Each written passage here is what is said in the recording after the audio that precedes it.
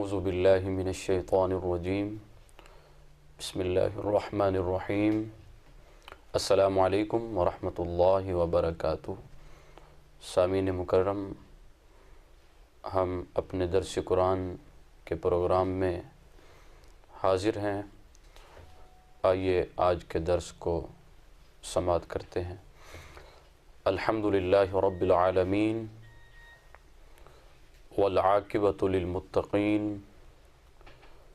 والصلاة والسلام علی سید الانبیاء والمرسلین، اما بعد فاعوذ باللہ من الشیطان الرجیم، بسم اللہ الرحمن الرحیم۔ محمد الرسول اللہ، صدق اللہ العظیم وصدق رسولہ النبی الکریم الامین۔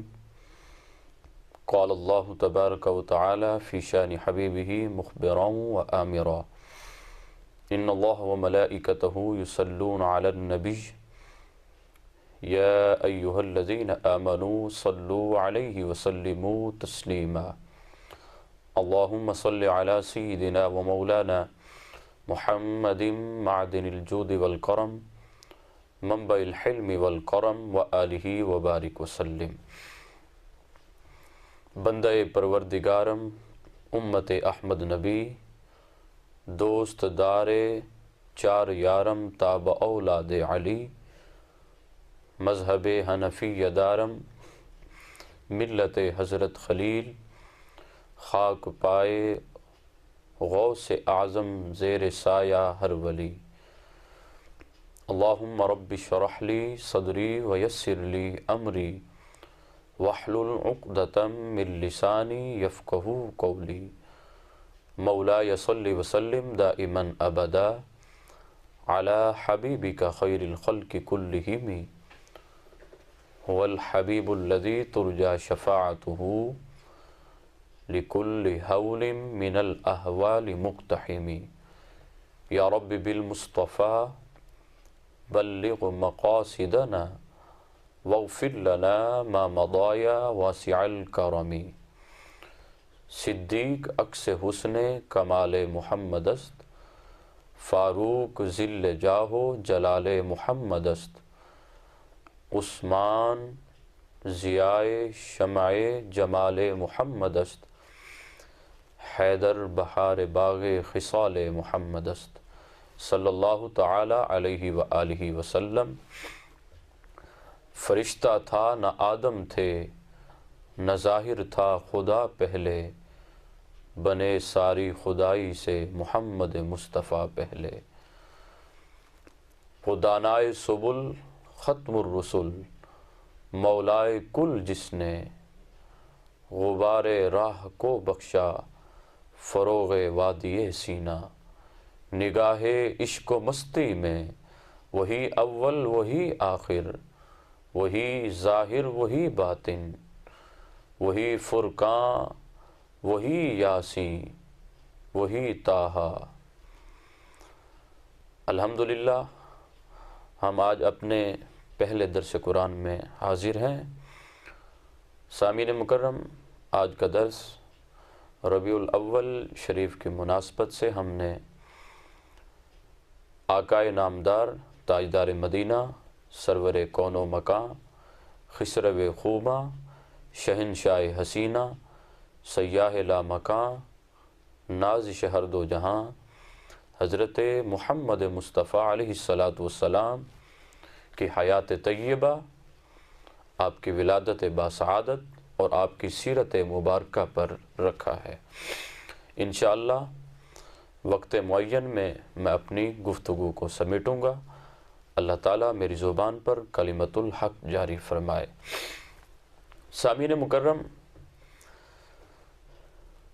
صدیوں قبل ہمارے آقائے دو عالم اس دنیا آب و گل پر جلوہ گر ہوئے۔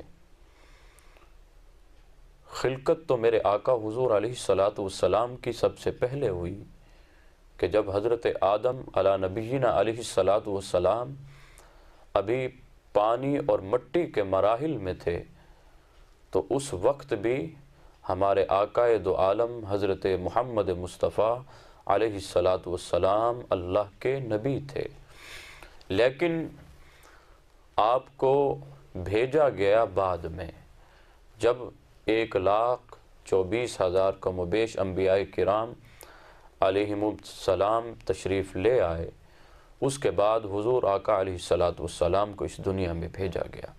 اگر آپ پس منظر پر غور فرمائیں تو آپ کو پتہ چلے گا کہ ہمارے آقا علیہ السلام کی ولادت سے پہلے، آپ کی تشریف آوری سے پہلے، اس دنیا جہان و رنگ اس کا عالم کیا تھا؟ اس دنیا کا عالم یہ تھا کہ لوگ انسانیت کی آشنائی سے مکمل دور جا چکے تھے۔ یہ لوگ خدا شناس تو دور کی بات ہے، یہ خود شناس بھی نہیں تھے۔ یہ اپنی حقیقت بھول چکے تھے، یہ اپنی معرفت کھو چکے تھے۔ یعنی انسانیت کا لبادہ تو تھا، لیکن ظاہراً باطناً یہ درندوں سے بھی بدتر زندگی بسر کر رہے تھے۔ نہ خرد کی روشنی تھی، نہ جنوں کی آگہی تھی، تیری رہبری سے پہلے یہ جہاں جہاں نہیں تھا۔ تو میرے آقا کی ولادت سے پہلے عرب قبائل کی حالت یہ تھی کہ وہ بتوں کی عبادت کیا کرتے تھے، اپنے ہاتھوں سے تراشے ہوئے بتوں کی پرستش کیا کرتے تھے، ان کو معبود بنا لیا کرتے تھے۔ کوئی سورج کی پرستش کرتا تو کہیں کوئی چاند کی پرستش کیا کرتا تھا، کوئی درخت کی عبادت کرتا تو کوئی پتھروں کی عبادت کیا کرتا تھا، تو کوئی اپنے ہاتھوں سے تراشے ہوئے بتوں کی عبادت کیا کرتا تھا۔ اور گھر میں ان کی صورتحال اس حد تک گھٹیا تھی کہ اگر ان کے گھر میں بیٹی پیدا ہوتی تو اس کو زندہ درگور کر دیا کرتے تھے۔ اور تاریخ نے ہمیں بتایا کہ اس انسان نے وہ ذلت اور گمراہی کا دور بھی دیکھا کہ جس مچھلی کو پکڑنے کے لیے کیچوے کا سہارا لیا جاتا ہے، ایک دور وہ بھی تھا کہ اس انسان نے اس کیچوے کو بھی اپنا معبود بنایا ہوا تھا۔ یہ انسان اپنی حقیقت بھول چکا تھا، یہ انسان خدا شناسی تو دور کی بات ہے، خود شناس بھی نہیں تھا۔ اے تماشا گاہ عالم روئے تو کجا بہرے تماشا می روی۔ اے انسان، تیرے لیے اللہ نے کائنات کو پیدا کیا اور تو کہاں بھٹکتا پھر رہا ہے۔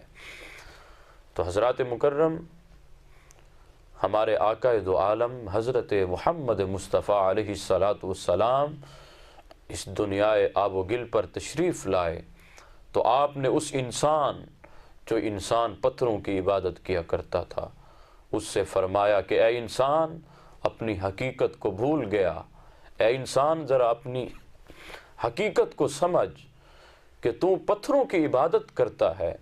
یہ دیکھ، پتھر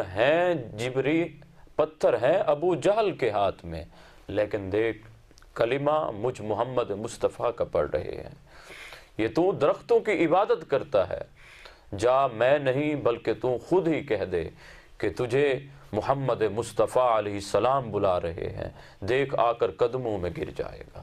یہ چرند و پرند کی عبادت کرتا ہے۔ اے انسان، سورج کی پرستش کرتا ہے، یہ دیکھ سورج کو اشارہ کروں گا تو عصر کے وقت پہ واپس لوٹ آئے گا۔ اے انسان، چاند کی پرستش کرتا ہے تو دیکھ انگلی کا اشارہ ہوگا، چاند دو ٹکڑے ہو جائے گا۔ تو ہمارے آقائے دو عالم حضرت محمد مصطفیٰ علیہ الصلاۃ والسلام نے انسانیت سے وہ پردہ ہٹایا اور اس کے بعد انسان نے اپنا تیور بدلا اور انسان نے اپنا حق پہچانا۔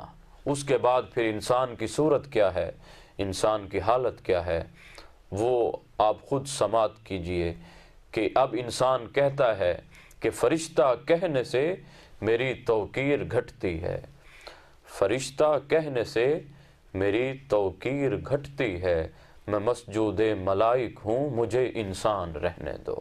اب انسان کہتا ہے کہ میں انسان ہی بہت ہوں۔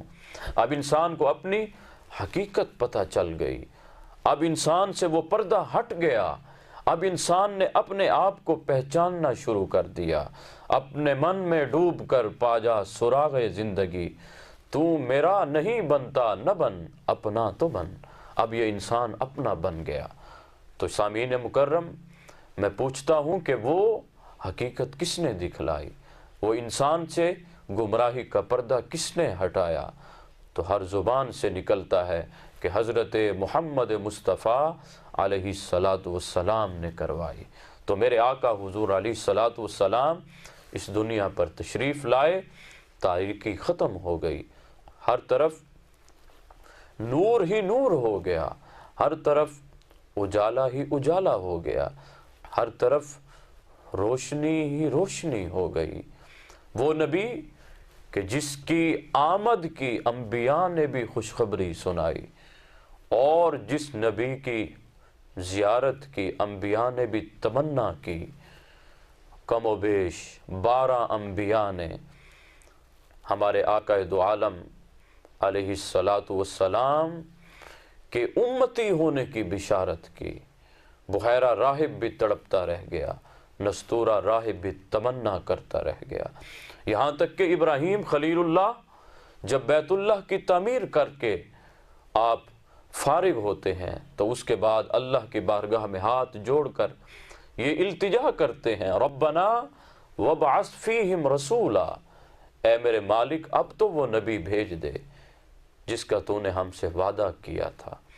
حضرت عیسیٰ علی نبینا علیہ السلام بھی میرے آقا دو عالم کا تذکرہ کر رہے ہیں، وَمُبَشِّرًا بِرَسُولٍ يَأْتِي مِن بَعْدِ اسْمُهُ احمد، اے میرے حواریوں میں اس نبی کا نام بھی بتاتا جاؤں، اس نبی کا نام احمد ہوگا۔ اب ایک حواری کھڑا ہو جاتا ہے اور وہ عرض کرتا ہے، حضرت ایک التجا تھی، ایک عرض تھی۔ آپ نے فرمایا ہاں بولو کیا کہتے ہو؟ تو وہ عرض کرنے لگا، حضرت جس نبی کا آپ تذکرہ کر رہے ہیں تو کیا وہ نبی آپ سے بھی عظمت میں بلند ہوگا؟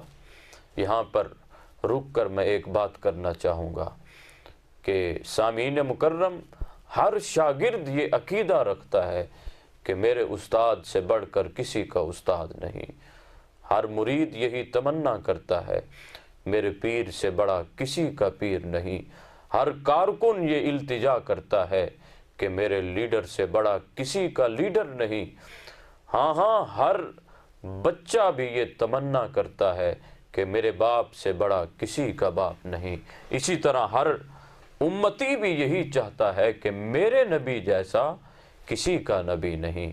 تو یہ بھی امتی تھا، اپنے عقیدے کا اظہار کر رہا تھا۔ تو حضرت عیسیٰ علی نبینا علیہ السلام نے جو جواب دیا وہ سن کر دلوں کو ٹھنڈک مل جائے گی۔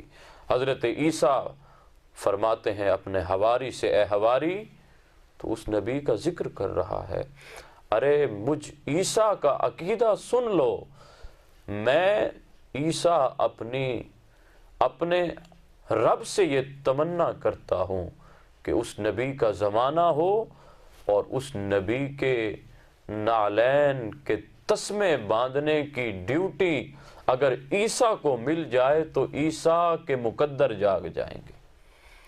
تو وہ نبی کہ جس کی آمد کے لیے انبیاء بھی منتظر رہے، وہ جس کے نام پر داؤد نے نغمہ سرائی کی، وہ جس کے ذکر پہ شاہ سلیمان نے گدائی کی، دل یحییٰ میں رہ گئے ارمان جس کی زیارت کے، لب عیسیٰ پہ آئے واز جس کی شان رحمت کے، جبن کے روشنی پھر دیدہ یعقوب میں آیا، جسے یوسف نے اپنے حسن کی نئے رنگ میں پایا، ندانم آنگلے خندہ چرنگو بو دارد کہ مرغ ہر چمن آرزو او دارد۔ ہر چیز تمنا کر رہی ہے اس نبی کی آمد کی۔ یہاں تک ربیع الاول کا مہینہ آتا ہے، ہر طرف بہار ہی بہار آ جاتی ہے۔ اگر آپ تاریخ کا مطالعہ کریں تو تاریخ بتاتی ہے کہ جب میرے آقا تشریف لائے ربیع الاول کا مہینہ تھا، تو ربیع الاول میں ہمارے آقا اس دنیا پر مبعوث ہوئے، اس دنیا میں بھیجے گئے۔